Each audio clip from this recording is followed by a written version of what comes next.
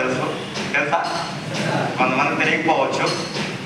Friends, నా పరిచయానికి వచ్చేసి నా పేరు ప్రవీణ్. నేను నెల్లూరు డిస్టిక్ ఆంధ్రప్రదేశ్ నుంచి ఈ యొక్క కంపెనీలో ప్రజెంట్ ఆర్టీ అనే డ్రీమ్ లెవెల్లో పనిచేస్తాను.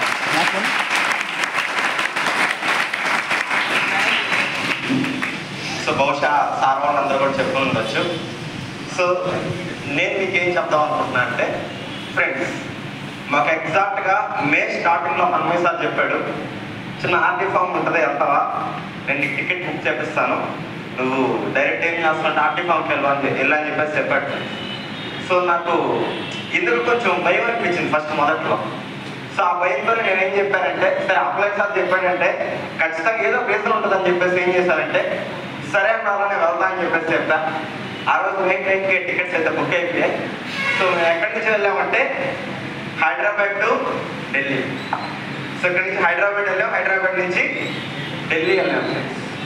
సో నేను మొదటిసారిగా నేను ఫస్ట్ టైం నాకు అసలు అంత దూరం లాంగ్ జర్నీ హైదరాబాద్ వెళ్ళి హైదరాబాద్ నుంచి మళ్ళీ అక్కడికి వెళ్ళడం అనేది నాకు అసలు రూట్ కూడా తెలియదు. సో నేను రాజస్థాన్ అయితే ఫైనల్గా హైదరాబాద్ రీచ్ అయ్యాం.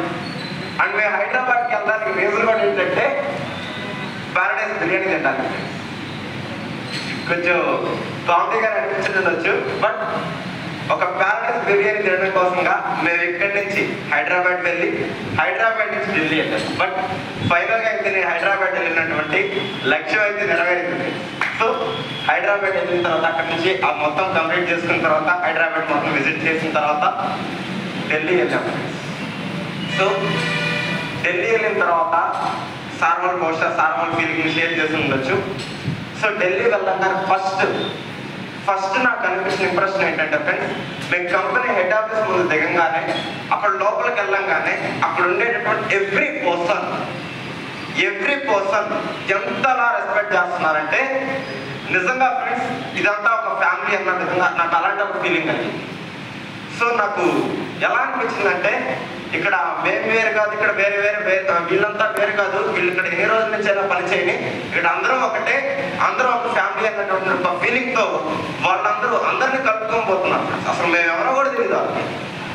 మేము అక్కడ వెళ్ళంగానే ఫస్ట్ ఆఫ్ ఆల్ కూర్చోండి అని చెప్పేసి చెప్తా ఉన్నారు. నాకు చాలా చాలా మంచిగా అనిపించింది ఈ కల్చర్.